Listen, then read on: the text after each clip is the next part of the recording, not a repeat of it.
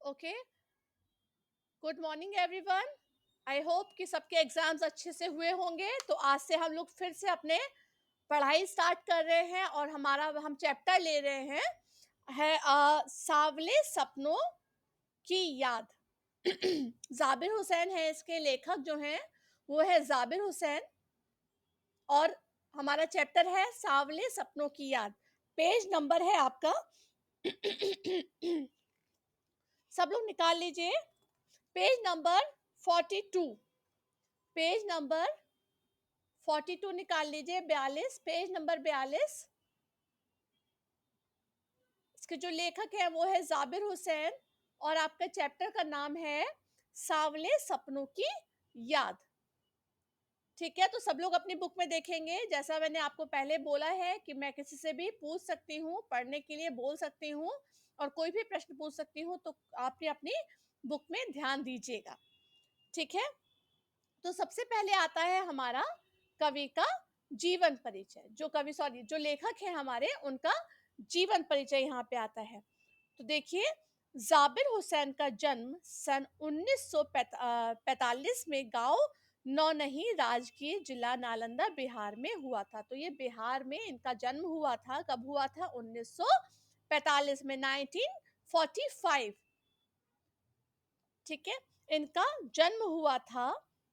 वे अंग्रेजी भाषा एवं साहित्य के प्राध्यापक रहे। मतलब क्या हुआ, इन्हें अंग्रेजी भाषा भी आती थी एवं साहित्य के प्राध्यापक रहे। सक्रिय राजनीति में भाग लेते हुए 1977 में मुंगेर के बिहार विधानसभा के सदस्य निर्वाचित हुए और मंत्री बने। तो ये मंत्री भी रह चुके हैं, ये पूछा जा सकता है। ठीक है, सन 1995 से बिहार विधान परिषद के सभापति रहे। जाबिर हुसैन हिंदी, उर्दू तथा अंग्रेजी तीनों भाषाओं में समान अधिकार के साथ लेखन करते रहे हैं। तो ये तीन भाषाएं जो रही हैं इनकी, कौन सी रही हैं? हिंदी, उर्दू और अंग्रेजी। ठीक है, उनकी हिंदी रचनाओं में जो आगे है, डोला बीबी का मजार, अतीत का चेहरा, लौगा, एक नदी, रेत भरी प्रमुख हैं। अपने लंबे राजनीतिक सामाजिक जीवन के अनुभवों में उपस्थित आम आदमी के संघर्षों को उन्होंने अपने साहित्य में प्रकट किया है। संघर्षरत आम आदमी और विशिष्ट व्यक्तित्व पर लिखी गई उनकी डायरियां चर्चित, प्रशंसित हुई हैं। जाबिर हुसैन ने डायरी विधा में एक अभिनव प्रयोग किया है जो अपनी प्रस्तुति शैली और शिल्प में नवीन है। मतलब जो जाबिर हुसैन है, उनका क्या है, मेन है उनका जीवन परिचय में आप लेंगे। सबसे पहले उनका जन्म जो है, जाबिर हुसैन का जन्म 1945 में बिहार प्रदेश में हुआ था। ठीक है, और कौन सी जगह थी वो? नौनही, राजगीर। नौनही, राजगीर। ठीक है, बिहार प्रदेश में हुआ था। उन्होंने अंग्रेजी साहित्य में स्नातकोत्तर की उपाधि प्राप्त की थी। स्नातकोत्तर उन्होंने अपना डिग्री उससे प्राप्त की थी। बाद में अंग्रेजी भाषा और साहित्य प्राध्यापक नियुक्त हुए थे। ठीक है, मतलब हेड जो होते हैं, प्राध्यापक कौन कहलाते हैं? जो हेड होते हैं। एक अध्यापक होते हैं और एक होते हैं प्राध्यापक। वे आरंभ से ही देश के सक्रिय सक्रिय राजनीति में रुचि रखते थे। उन्हें राजनीति में इंटरेस्ट था, वो उसमें रुचि रखते थे। 1977 में मुंगेर विधानसभा का चुनाव जीता, उन्हें मंत्री भी बनाया गया। सन 1995 में बिहार विधान परिषद के सभापति भी रहे। राजनीति में उन्होंने साथ साथ श्रेष्ठ लेखक भी थे वो। और जाबिर हुसैन की जो निम्नलिखित रचनाएं हैं वो हैं डोला बीनी का मजार, जो आगे हैं, अतीत का चेहरा, लोगों, एक नदी, रेत भरी। तो ये इनकी मुख्य मुख्य रचनाएं रही हैं। और इनकी साहित्य विशेषताएं कुछ इस प्रकार है। जाबिर हुसैन हिंदी, उर्दू और अंग्रेजी तीनों भाषाओं के जानकार रहे। उन्होंने अपने साहित्य में आम आदमी के संघर्षों को प्रकट किया। उनके लेखन में उनके राजनीति अनुभव भी सहायक होता है। मतलब उनको अपने अनुभव से अपनी लेखनी में सहायता मिलती है। उन्होंने विशिष्ट व्यक्तित्वों पर प्रभावी डायरियां लिखी हैं। उनकी डायरियों में चर्चाएं भी खूब हुई हैं। उन्होंने इस दिशा में नए प्रयोग किए हैं। जाबिर के डायरी लेखन के बारे में किसी ने लिखा है, ये मुख्तसर तहरीरें न डायरी के ज़ुमेर में आती हैं, न कहानी के, न कथा रिपोर्टाज के, उन्हें ये खालिस ज़ाबिरनामा भी कहना चाहिए। तो यहाँ पर जो है इनकी बहुत ही मुख्य-मुख्य जो बातें थी उनकी तारीफ़ भी हुई थी। अब आता है आपका इनके द्वारा लिखी गई सांवले सपनों की याद। जो बच्चों ने अभी क्लास अटेंड करा है वो देख लीजिए। पेज नंबर 43 पे आपका है पाठ सांवले सपनों की याद। सब लोग देखेंगे। सुनहरे परिंदों से खूबसूरत पंखों पर सवार सांवले सपनों का एक हुजूम मौत के खामोशी वादी में तरफ अग्रसर है। कोई रोक टोक कोई रोक टोक सके कहाँ संभव है। इस हुजूम में आगे आगे चल रहे हैं सालिम अली, अपने कंधों पर सैलानियों की तरह अपने अंतरहीन सफर का बोझ उठाए।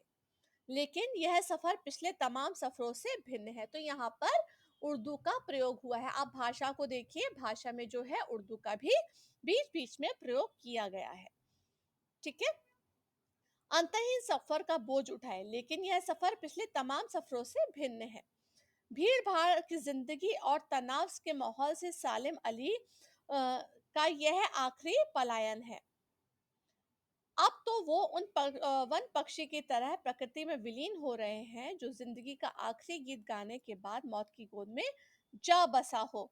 कोई अपने जिस्म की हरारत और दिल की धड़कन देकर भी उन्हें लौटना चाहे तो वह पक्षी अपने सपनों के गीत दोबारा कैसे गा सकेगा। तो इसको आप लोग अंडरलाइन कर लीजिए। कोई अपने जिस्म की हरारत और दिल की धड़कन देकर भी उसे लौटाना चाहे तो वह पक्षी अपने सपनों के गीत दोबारा कैसे गा सकेगा। तो यहाँ पर बताया गया है, एक सालिम अली जी हैं जो पक्षियों पर रिसर्च करते हैं। ठीक है। जो पक्षी, उनको पक्षी बहुत पसंद है तो वो पक्षी विहार करते हैं। उन्हीं के बारे में यहाँ पर लिखा गया है कि वो एक सुनसान जगह पर जा रहे हैं। क्या करने के लिए? पक्षियों को देखने के लिए। तो उन्हीं का यहाँ पर चर्चा हुई है, उन्हीं के बारे में। मुझे नहीं लगता कोई ऐसे सोए हुए पक्षी को जगाना चाहेगा। वर्षों पूर्व खुद सालिम अली ने कहा था कि लोग पक्षियों को आदमी की नजर से देखना चाहते हैं।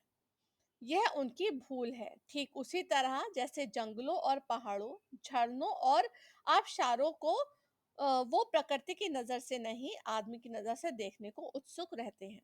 भला कोई आदमी अपने कानों में पक्षियों की आवाज़ का मधुर संगीत सुनकर अपने भीतर रोमांच का सोता फूटता महसूस कर सकता है? तो यहाँ पर बताया है कि अगर हम सोचें कि पक्षी हमारी ही तरह हैं, तो आप ऐसे कैसे सोच सकते हैं? अगर वो हमारी तरह हैं, तो उन्हें पिंजरों में क्यों बंद किया जाता है?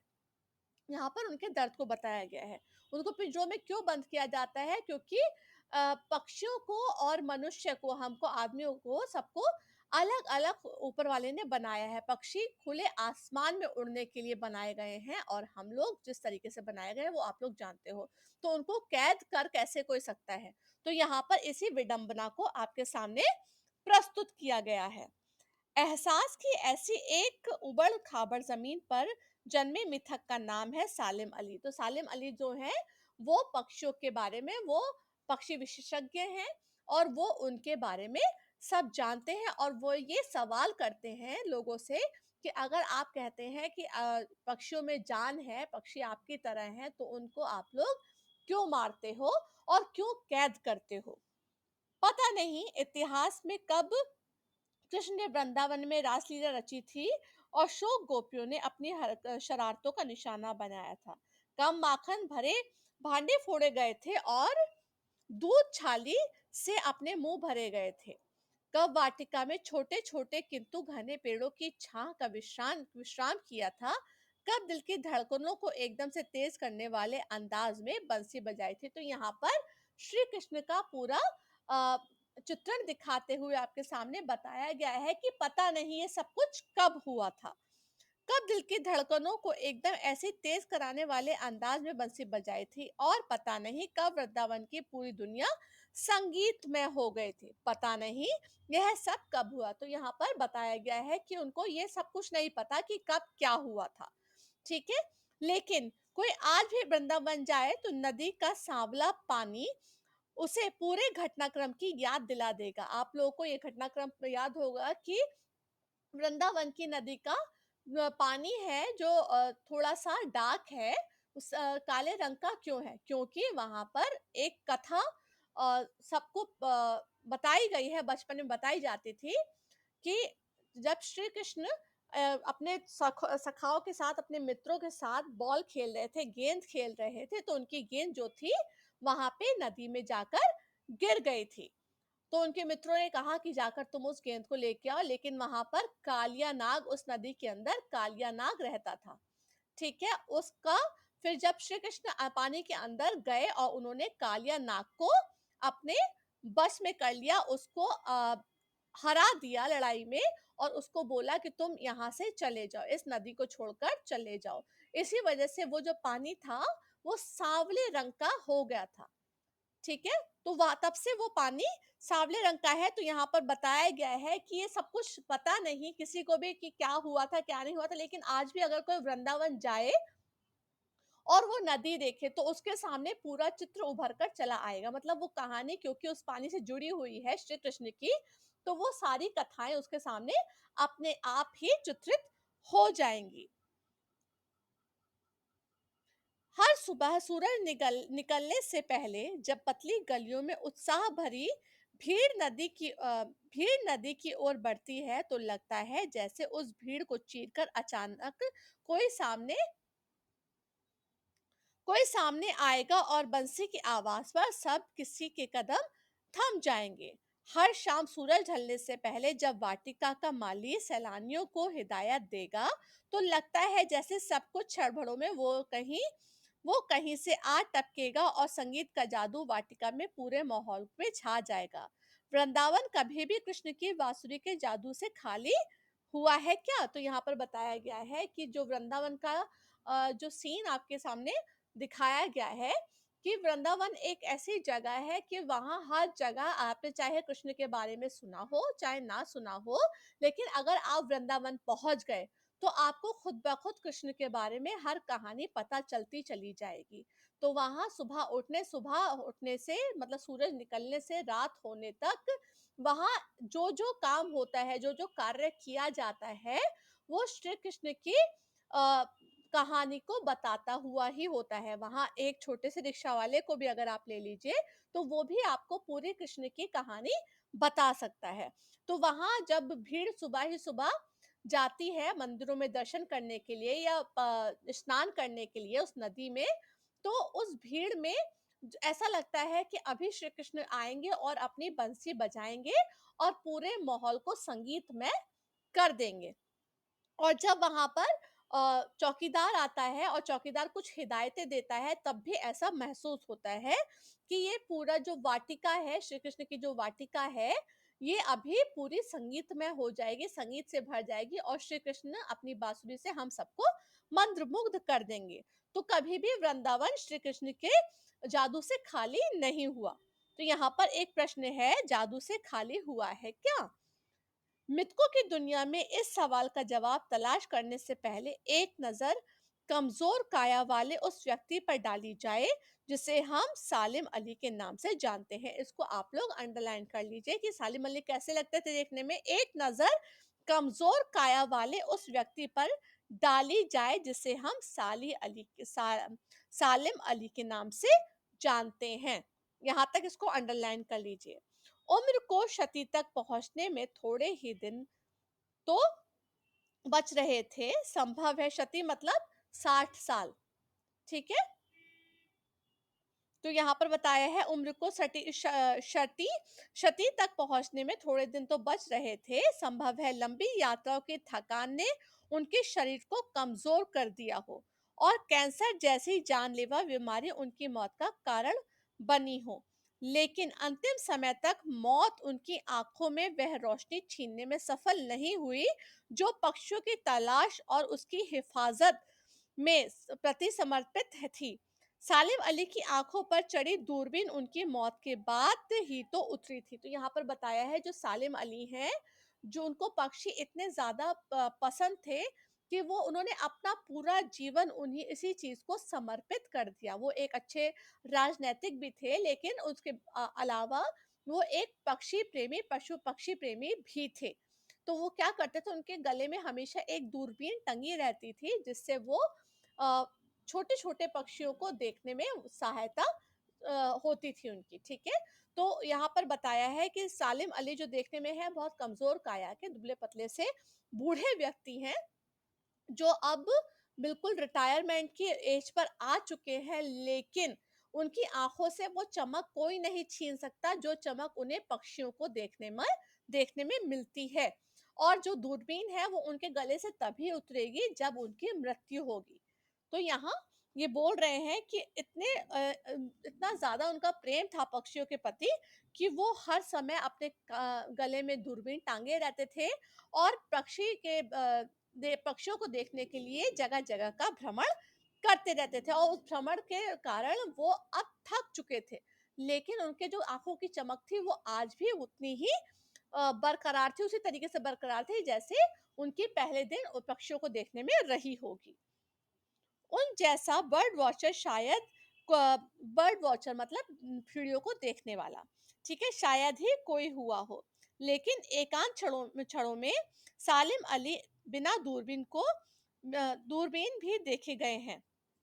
मतलब कभी जब भी एकांत में होते हैं, जब उनके आस-पास चिड़िया होती हैं, तो कभी-कभी उनको बिना दूरबीन के भी देखा गया है।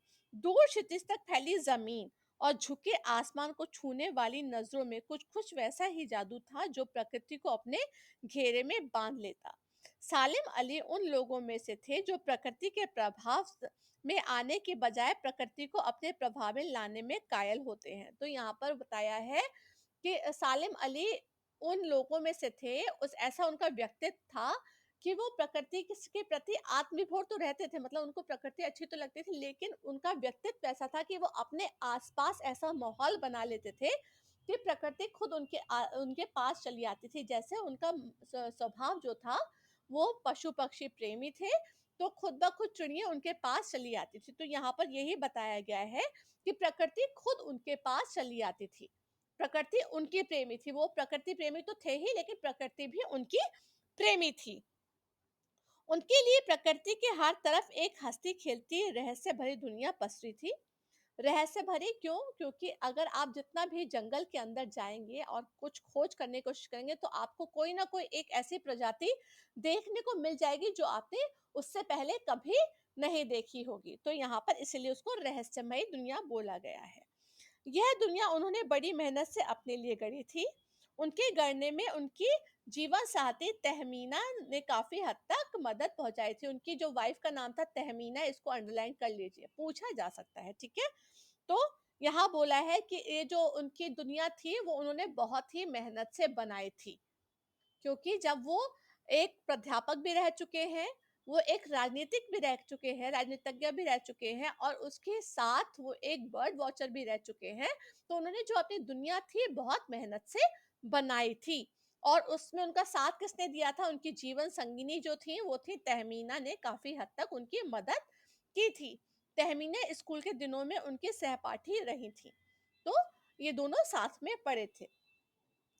अपने लंबे रोमांचकारी जीवन में ढेर सारे अनुभवों के मालिक सालिम अली एक दिन केरल की साइलेंट वैली को रेगिस्तानी हवा के झोंकों से बचाने का अनुरोध लेकर चौधरी चरण सिंह से मिले थे।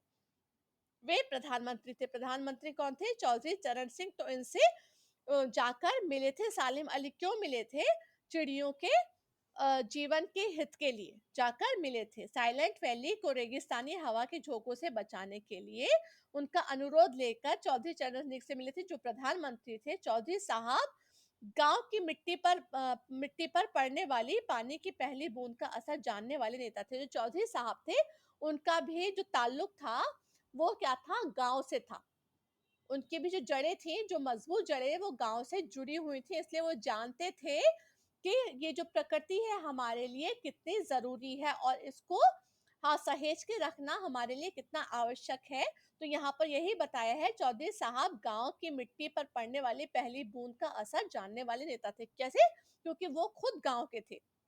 गाँव से आए थे, तो उनको पता था कि किसान के लिए बारिश क्या मायने रखती है? हम लोगों के लिए प्रकृति क्या मायने रखती है? तो यहाँ पर यही बताया गया है। पर्यावरण में संभावित खतरों को जो चित्र सालिम अली ने अपने सामने रखा, उनके सामने रखा, उनकी आंखें नम कर दी। तो यहाँ पर बताया है कि सालिम अली ने जब वो प्रधानमंत्री से मिले चौधरी चरण सिंह से, तो उन्होंने जो जो बताया कि अभी कितना कैसा हाल है हमारी प्रकृति का, साइलेंट वैली का। तो इसमें चौधरी चरण सिंह जो थे उनकी आंखों से भी आंसू निकल आए, उनकी आंखें भी नम हो गईं। सालिम अली ही नहीं है, आज सालिम अली नहीं है, चौधरी साहब भी नहीं है, कौन बचा है जो अब सौंधी माटी पर उगी फसलों के बीच एक नए भारत की नींव रखने को संकल्प लेगा? कौन बचा है जो हिमालय और लद्दाख की बर्फीली जमीनों पर जीने वाले पक्षियों की वकालत करेगा? तो ये बताया है कि चौधरी चरण सिंह जो थे और जो सालिम अली थे, इन्होंने मिलकर बहुत से काम किए, लेकिन अब ये दोनों नहीं रहे हैं। तो अब ऐसा कौन है जो आकर इन पक्षियों के लिए और हमारे पर्यावरण के लिए आकर खड़ा होगा? सालिम अली ने अपनी आत्मकथा का नाम रखा था for of A sparrow. Sparrow आप लोग को पता होगा, एक पक्षी का नाम है, ठीक है? मुझे याद आ गया। डी.एच. लॉरेंस की मौत के बाद लोगों ने अपनी पत्नी फ्रीडा लॉरेंस से अनुरोध किया कि वे अपने पति के बारे में कुछ लिखें। फ्रीडा चाहती तो ढेर सारी बातें लॉरेंस के बारे में लिख सकती थी, लेकिन उन्होंने कहा था, मेरे लिए लॉरेंस के बारे में कुछ लिखना असंभव सा है। मुझे महसूस होता है मेरी छत पर बैठने वाली गौरैया लॉरेंस के बारे में ढेर सारी बातें जानती है, मुझसे भी ज़्यादा जानती है। वो सचमुच इतना खुला-खुला है और सादा दिल आदमी था। मुमकिन है लॉरेंस मेरी रगों में, मेरी हड्डियों में समाया हो। लेकिन मेरे लिए कितना कठिन है उसके बारे में अपने अनुभवों को, शब्द को जमा करना। अगर कोई यहाँ पर बताया गया है, लॉरेंस के बारे में भी बताया गया है कि जब उनकी मृत्यु हुई तो उनकी पत्नी से पूछा गया कि आप उनके बारे में कुछ बोलिए, तो वो बोलती है, मैं क्या बोलूं, मेरे पास उनके बारे में कुछ बोलने के लिए शब्द नहीं है। लेकिन हाँ, फ्रीडा ने बोला, लेकिन हाँ, उनके बारे में जो हमारे छत पर आकर गौरैया बैठती है वो बहुत कुछ बता सकती है, क्योंकि उनका जो वक्त था, जो समय था, वो ज्यादातर पक्षियों के बीच में ही बीतता था, ठीक है? लेकिन मेरे लिए कितना कठिन है उनके बारे में अनुभव को जमा पहचानना। मुझे यकीन है मेरी छत पर गौरैया उनके बारे में, हम दोनों के बारे में मुझसे ज़्यादा जानकारी रखती होगी। जटिल प्राणियों के लिए सालिम अली हमेशा एक पहेली बने रहेंगे। बचपन के दिनों में उनके एयर गन से घायल होकर गिरने वाली गौरैया नीलकंठ की वह गौरैया सारी जिंदगी उन्हें खोजकर नए-नए रास्तों की तरफ ले जाती रही। जिंदगी की ऊंचाइयों में उनका विश्वास एक क्षण के लिए भी डिगा नहीं। वो लॉरेंस की तरह नैसर्गिक जिंदगी की प्रतिरूप बन गए थे। तो यहाँ पर बताया है कि बचपन में एक बार जो थे सालिम अली, उनके पास एक एयर गन थी, तो उन्होंने निशाना लगाया और एक चिड़िया आकर नीचे गिर गई। ठीक, और जब वो चिड़िया गिरी, उसको देखकर उनके जीवन पर ऐसा प्रभाव पड़ा कि उन्होंने उस दिन के बाद उसके उनके संरक्षण के लिए अपने आप को समर्पित कर दिया। ठीक है, तो उस चिड़िया के मरने के बाद उन्होंने अपने जीवन को समर्पित कर दिया उनके संरक्षण के लिए। तो एक जो वाक्या था उसका उन पे इतना असर पड़ा। सालिम अली प्रकृति की दुनिया में एक टापू बनने की बजाय अथाह सागर बनकर उभरे थे। जो लोग उनके भ्रमणशील स्वभाव और उनकी यायावरी से परिचित थे, उन्हें महसूस होता है कि वो आज ही पक्षियों के सुराग में ही निकले हैं और अब अभी गले से दूरबीन लटकाए अपने खोजपूर्ण नतीजों के साथ लौट आएंगे। जब तक वो नहीं लौटेंगे, उन्हें गया हुआ मान लिया जाए। उन्हें मेरी आंखें नम है, सालिम अली तुम लौटोगे लौटोगे ना? तो यहाँ पर बताया है, जो लेखक हैं वो बता रहे हैं सालिम अली के बारे में कि उन्होंने जब अपना पूरा जीवन समर्पित कर दिया, तो वो एक टापू की तरह है दुनिया में, एक टापू की तरह, जब चारों तरफ पानी ही पानी है, लेकिन जीवन हमें कहाँ मिलता है कि आप पानी में तो तैरते नहीं रहोगे पूरा टाइम, जब टापू दिखता है तो लगता है कि हमारी जान बच जाएगी। तो ऐसे ही चिड़ियों के लिए वो एक टापू की तरह थे कि उनकी जान को बचाने वाले। तो यहाँ पर लेखक बोलते हैं कि सालिम अली अब नहीं रहे, लेकिन ऐसा लगता है कि उनकी खोज आज भी जारी है कि वो दूरबीन लटकाए अभी भी पक्षियों को ढूंढ रहे होंगे। और क्या वो अब लौटेंगे या नहीं, तो यहाँ पर एक लास्ट में सवाल कर दिया गया है लेखक की तरफ से कि सालिम अलीम तुम लौटोगे ना, तुम लौटोगे ना। तो मतलब ये प्रश्न आप लोगों से भी किया गया है कि आप सबके अंदर भी एक प्रकृति प्रेमी हो सकता है, बस उसको उभारने की देर है। हो सकता है कि आप में से भी कोई एक ऐसा हो जो अपने प्रकृति के संरक्षण के लिए, चाहे वो पशु हो चाहे पक्षी हो, वो आकर खड़ा हो। तो यहाँ पर ये प्रश्न हम सबके लिए छोड़ा गया है। तो ये पाठ है, आप लोग को समझ में आया, ये एक प्रकृति प्रेमी सालिम अली के बारे में है, जो वो एक राजनीतिज्ञ थे और वो प्राध्यापक भी रहे, 3 भाषाओं को जानने वाले थे, ठीक है? और उन्होंने क्या-क्या कार्य किए उसके बारे में यहाँ बताया गया है। तो ये सांवले सपनों की याद आपको समझ में आया पाठ? ओके। तो नेक्स्ट टर्न में कल हम लोग इसके क्वेश्चन आंसर्स देखेंगे, ठीक है? तो सब लोग अपनी-अपनी नोटबुक रेडी रखिएगा, कल इसके क्वेश्चन आंसर्स देखेंगे और कोई भी प्रॉब्लम होगी तो आप लोग मुझसे पूछ सकते हैं। Okay class? Okay, bye bye class बेटा। God bless you. बाय-बाय बेटा।